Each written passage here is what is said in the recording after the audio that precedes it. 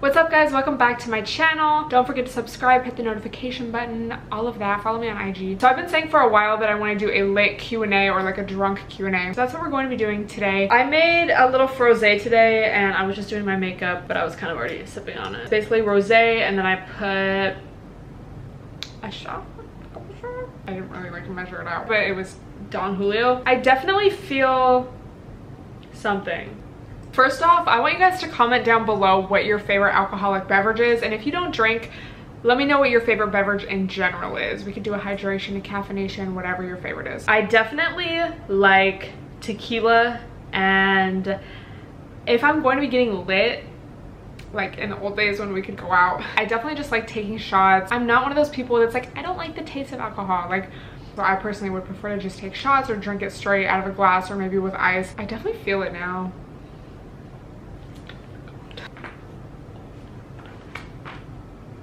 That was good on both sides. If I'm not drinking tequila, I like Truly's. You guys know. If you've seen the Instagram lives, you know. Let's just start this off crazy. What makes an A1 dick appointment for you? And they capitalized you. Let me think. It's just all about the vibe. First of all, I feel like you have to be compatible with someone in that way.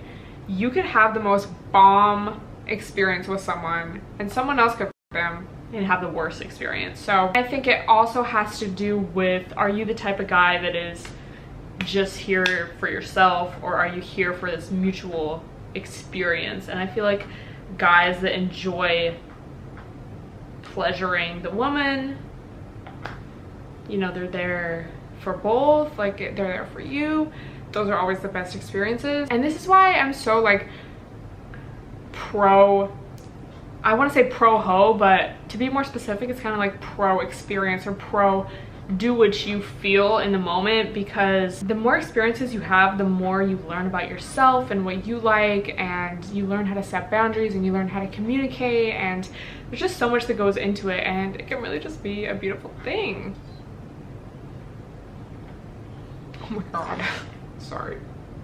Favorite sign that isn't a Leo. I feel like Leo, even though I am a Leo, I don't feel like Leo is my favorite sign. But with that being said, I don't feel like I have a favorite sign. There's so much more.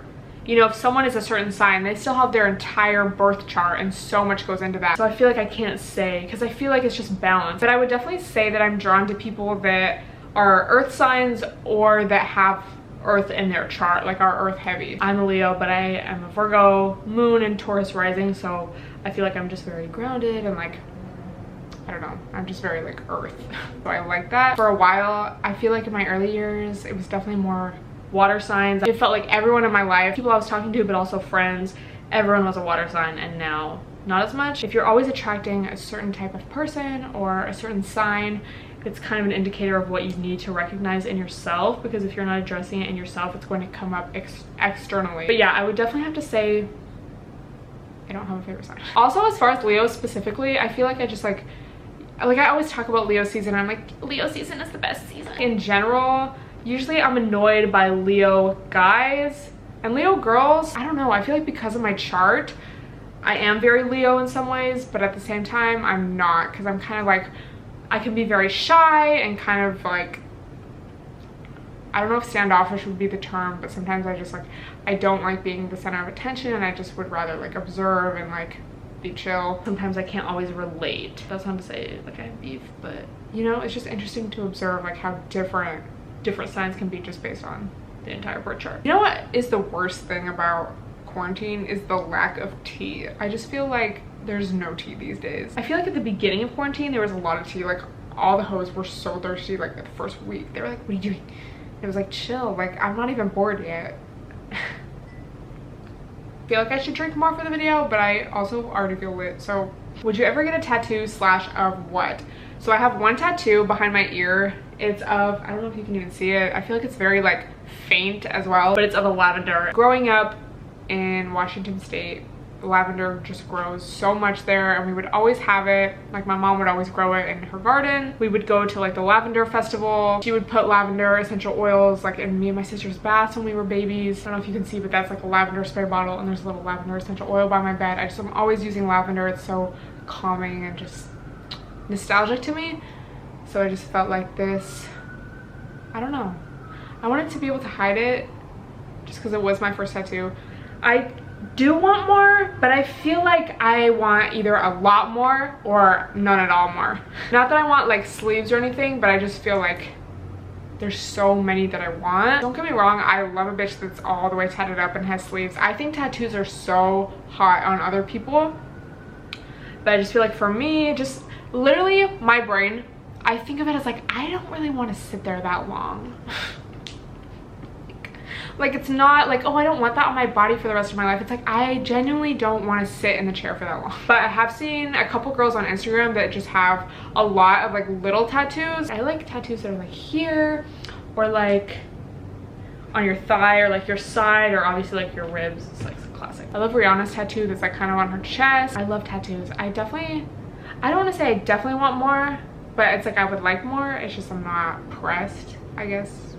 And I feel like with this, I still kind of feel like I don't really have any because it's so chill. I love guys with tattoos. Like, if a guy doesn't have tattoos, I'm like, why? This girl says, what is the most audacity, TM, that a man has ever had towards you? Or in other words, what is the most disrespectful thing a man has said or done? Bitch. I think guys asking me for money is like probably the biggest. Bro, we literally live in a society and you're still asking your girl for money. I think also guys commenting on my body, which I feel like is definitely less these days, which is probably just a good indicator of my self-respect. Am I traumatized? Yes. Guys asking for money, like literally not even like, can we split this check, but like asking you for money. When a guy has been with your friend and still tries to like get at you, I don't know how they do it where you're from, but we don't do that around here. Just like when guys are just so stupid and dumb. I'm thinking of a specific example. This wasn't like crazy, but one time I was out and I was talking to this guy and I was gonna go back to my group and he like tried to kiss me. And I was just like, did you really think? That's not even one of the craziest stories, but it's just like, you know when people's social cues are just so like turned off?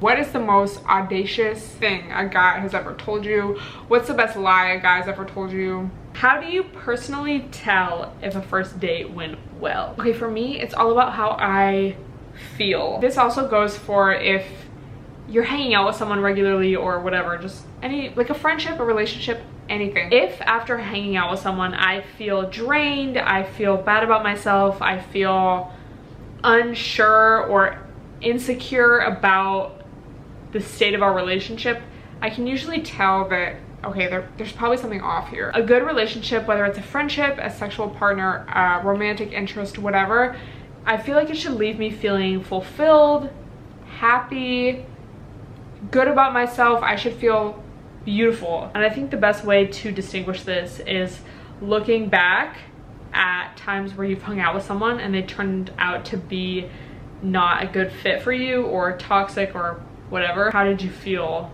And then think of someone who ended up being like a great match for you, again, whether it's a friendship, relationship, whatever, and how did you feel after hanging out with them? And then you can kind of compare it to the current situation. We spend so much time trying to figure out what someone else is thinking, what they think of us, etc. But I think it really comes down to how you feel and your intuition and tuning into that inner guidance, because it really teaches us so much. And I feel like it can get drowned out by insecurities or by, again, trying to figure out how someone else is feeling or whatever. Am I hungry? Because I don't feel hungry, but my stomach hurt. I'm not gonna lie to you right now, I actually feel like met her in the club. Tips for dating in a pandemic or being on dating apps. I'm so sorry, but dating apps have always been just not a hit for me. I was gonna be a little more harsh, but like, what if I get a brand deal? Dating in a pandemic, I literally don't know.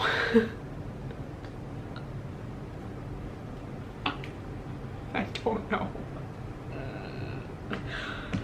Like, hopefully something carries out from before the pandemic or something.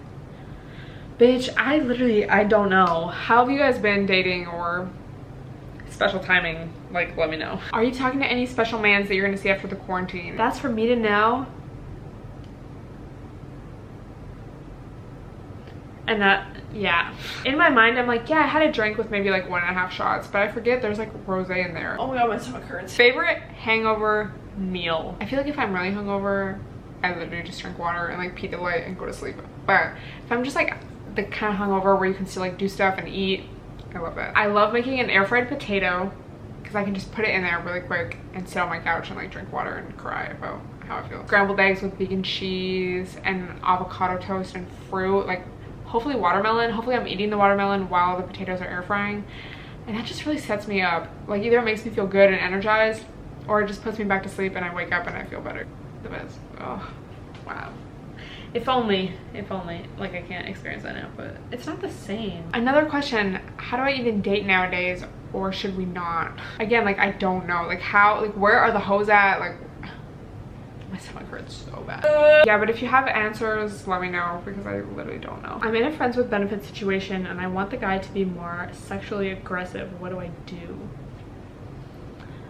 Oh my god. I read or I heard once that talking about stuff in the bedroom outside of the bedroom can make it seem like, and while I don't entirely agree with that, I do feel like there's communicating, but then there's communicating effectively in a way that the other person will respond to positively. If you're in the moment, like say you want to be choked and you're in the moment, be like, choke me. You know, versus, oh, I want to communicate that I want him to choke me. So while we're eating or while we're drinking our coffees, let me say, I really wish that you would choke me more, because honestly I'm so disappointed. Obviously that's like dramatic, but, or I feel like just kind of making little suggestions, you know, in everyday life, like, haha, I just love being choked. Throwing hints out there. You just don't want them to feel bad. You want it to be like positive and like exciting and like, ooh, this would be so fun. Not like, you're not doing this enough, but like, I like this. I don't think I can drink anymore. I mean, I definitely could, but I don't think I should. Want to make money but live in a pandemic? OnlyFans.com. It's free to sign up. Use my link. I'm in a healthy, loving relationship, but is that enough? We don't connect on many things. This is, I feel like, where the scams get exposed, because you, okay, well, first of all, there's definitely relationships that like someone looks really good on paper. You should connect according to like paper, but you just don't have that spark, and that's completely normal. I don't have to put up with this just because they look good on paper. Like I feel like a lot of the times we stay with people because there's a fear that there won't be someone better out there, and even if there's not someone better out there, I feel like having a fulfilling relationship with yourself is going to be so much more fulfilling than staying with someone out of fear of being alone. Don't hold yourself back. I don't know, is that like bad advice? Should I say like work it out? I don't know, but I just feel like there's so much for you to experience on your own, and she ain't gonna tie me down. You don't need to stay in a situation where you aren't feeling 100% fulfilled. I don't know, that's just my thoughts. Well, that's all I'm going to answer for now. Let me know if you guys want another video like this. I also think it'd be really fun to do this with a friend or two, so let me know if you guys would want to see that. And I still want to do my lit IG live, so let me know when works for y'all. Probably like a Friday or a weekend day. But thank you guys so much for watching. Follow me on IG so you can be a part of the next Q&A. Subscribe, and I'll see you guys in the next video.